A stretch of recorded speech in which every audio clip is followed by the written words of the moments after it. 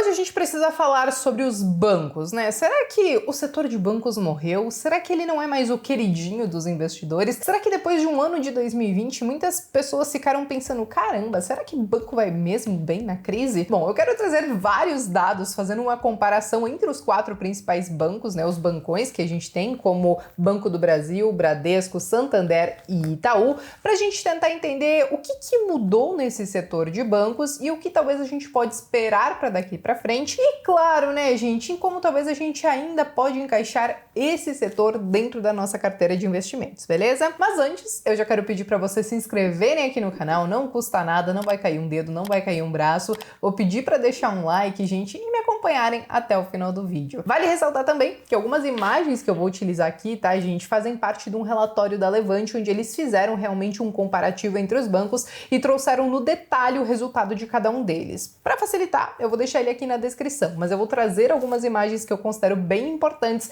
pra gente abordar esse nosso conteúdo hoje, beleza? Bom, primeiro ponto, né, gente, que muitas pessoas estão falando e não é de hoje, é que, gente, os bancos, eles vão morrer porque os bancos digitais estão chegando para dominar. E bom, o que a gente tem visto, principalmente dos bancões, é que eles também estão nesse caminho da digitalização. É claro que de uma maneira muito mais lenta, mas nós já estamos vendo, pelo menos a maioria deles, fecharem algumas agências, diminuírem alguns custos que talvez hoje já não tem demanda ou o porquê deles existirem, estão investindo cada vez mais em tecnologia. O próprio Itaú é um exemplo disso, né? Então, ele encerrou as atividades em várias agências, tiveram várias funções que talvez não eram mais tão demandadas, que foram deixadas de lado e eles acabaram contratando uma equipe muito grande, inclusive para tecnologia. Então nós estamos vendo os bancos se movimentando nesse sentido. Só que ainda assim, quando chegou 2020, a coisa apertou por conta da questão da pandemia e aí que muita gente colocou em xeque vários bancos e vários setores. Por quê? Bom, eu quero colocar para vocês aqui já essa primeira imagem, onde a gente consegue ver aí o que aconteceu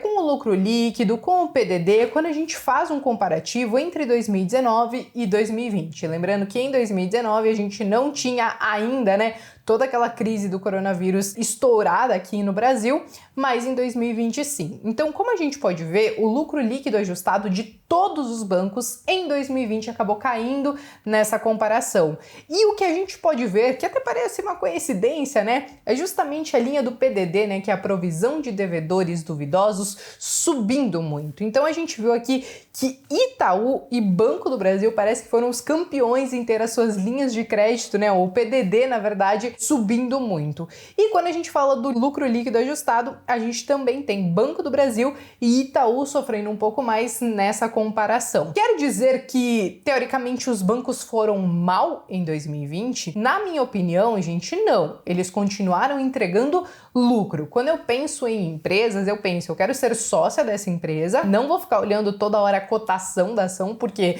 isso não vai fazer a ação subir mais se eu ficar olhando de 5 em 5 minutos ali no home broker, mas o que eu quero? Eu quero que a empresa ela consiga entregar lucro tanto quando a gente está num período de crise, como quando a gente está num período de bonança. Eu prefiro uma empresa assim do que uma empresa que dê muito lucro quando tá tudo ok e que acabe tendo um prejuízo muito grande quando as coisas vão mal, que pode acabar incorrendo em uma demora muito maior para a recuperação. E aí, gente, falando em recuperação, é aí que eu quero trazer mais alguns dados de uma comparação do terceiro trimestre de 2020 com o quarto trimestre de 2020, agora que já saiu todos os resultados dos bancos, né, pelo menos desses principais. Até mesmo para a gente entender se realmente está acontecendo algum tipo de recuperação ou não. E aqui nessa imagem, o que a gente pode ver? Vamos para a linha do PDD primeiro, porque a gente consegue ver que Banco do Brasil conseguiu diminuir o PDD em 6,4%, Bradesco diminuiu em 27,7%, Santander 3,9% e Itaú 11%.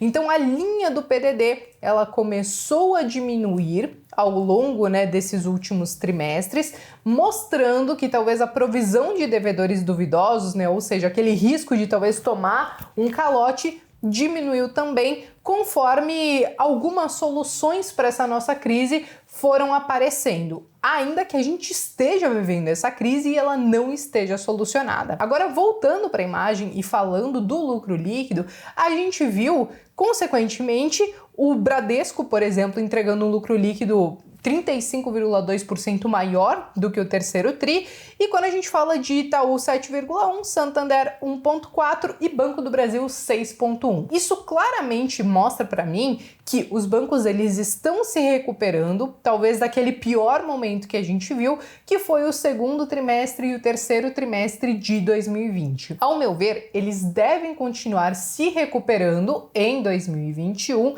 Talvez eles não voltem a ter as mesmas receitas que eles tinham lá em 2019 e tudo mais, mas eles devem se aproximar muito disso se as coisas continuarem andando como estão e se talvez conforme vai passando o tempo, a gente vai achando outras soluções para essa nossa crise que a gente está vivendo. Agora, um ponto muito importante sobre tudo isso. Bancos, eles não foram mal. É claro que eles entregaram um resultado pior do que eles costumavam entregar, mas eles não foram mal ao ponto de dar prejuízo ou alguma coisa nesse sentido. Um outro ponto muito importante, tá, gente? Dê uma olhadinha nessa outra imagem aqui, que é quando a gente fala do ROI dos bancos. Então a gente tem Itaú, Santander, Bradesco e Banco do Brasil entregando um ROI positivo em todos os casos, claro que um pouquinho talvez abaixo da média que eles costumavam entregar em anos anteriores, mas ainda assim são ROIs que a gente considera positivos, são ROIs que a gente considera bons. A gente sempre procura algo acima de 10%, de preferência acima de 20%. Por um certo tempo, encontrar, por exemplo, Itaú com um ROI acima de 20% era mais fácil, Santander também, Bradesco também, isso, claro, na pré-crise. Agora, saindo um pouquinho desses números, que eu acho que me mostram, sim, que o setor em si não morreu, ele está se recuperando, vale fazer algumas reflexões. Eu não acho que os bancos vão continuar crescendo naquele mesmo ritmo acelerado que a gente via há alguns anos atrás. Quando a gente falava de 2010, 11, 12, tudo ali, os bancos eles cresciam bastante. Eu acho que quanto mais as empresas vão crescendo, mais difícil fica justamente elas continuarem crescendo nesse mesmo ritmo e algumas acabam se tornando inclusive aquelas boas pagadoras de dividendos. E é aí que a gente traz a dona Selic para a nossa história. Bom, nós vemos aí a nossa Selic sendo cortada nesses últimos anos, chegamos a 2%, as previsões aqui para até o final do ano a gente fica em 3,75%, 4%, mas quando a gente fala da Selic é justamente para a gente entender qual é o custo da oportunidade, né? Então, se eu tô deixando ou tirando meu dinheiro da Selic, eu preciso colocar em alguma coisa que me rentabilize mais do que ela. E quando a gente fala que talvez os bancos não estão mais crescendo naquele mesmo ritmo de antigamente, então a gente tem que procurar pelo menos se eles estão entregando bons dividend yields. E aí eu quero colocar uma outra imagem na tela para vocês, essa é de autoria minha, eu levantei esses dados para vocês, onde a gente começa a ver a média que esses bancos estão pagando de dividendos nos últimos 5 anos. Quando a gente fala, por exemplo, de Bradesco, ele está pagando mais de 4,55% em média, né? Quando a gente fala de Banco do Brasil, 4,34%, quando a gente fala de Itaú, 5,71%, quando a gente fala de Santander, 5,68%. Isso porque esses últimos 12 meses eles foram minados, vamos dizer assim, porque eles não podiam distribuir mais do que o Estatuto Social definia. Ou seja, se Itaú ele colocou no Estatuto que ia distribuir 25% dos lucros,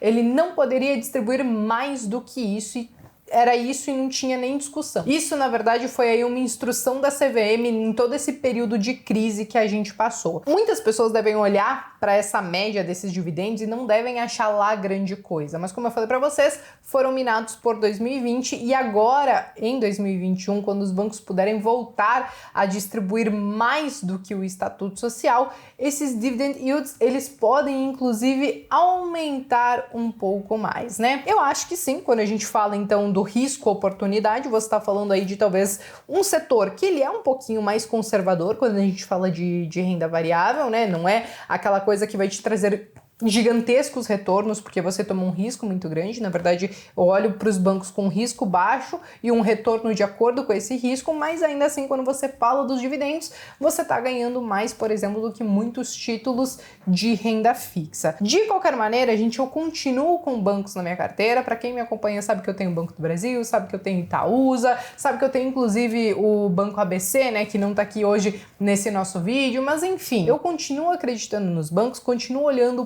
para eles, principalmente nessa parte de dividendos, e ainda entendendo que muitos bancos estão trabalhando com certos descontos, principalmente quando a gente fala de Banrisul e Banco do Brasil, né? De qualquer maneira, gente, vou repetir mais uma vez. O setor de bancos não morreu, mas eu acho que ele vai ficar daquele cantinho lá da carteira, que é o cantinho mais conservador da renda variável, pensando em dividendos e nem tanto em crescimento. Mas ao mesmo tempo eu posso ter esse lado da carteira, onde pode envolver um pouco mais de risco, mas que pode me trazer um retorno maior e, consequentemente, fazer com que meu patrimônio tenha um ganho expressivo com essas empresas de crescimento, enquanto talvez eu tenha esse lado um pouquinho mais conservador, pensando nos dividendos, beleza? Bom, gente, dito tudo isso, passado todas essas informações, além de todas as informações que vocês têm aqui no relatório que a Levante deixou para vocês, eu quero saber agora de vocês. Vocês têm algum banco na carteira? Vocês continuam acreditando nesse setor?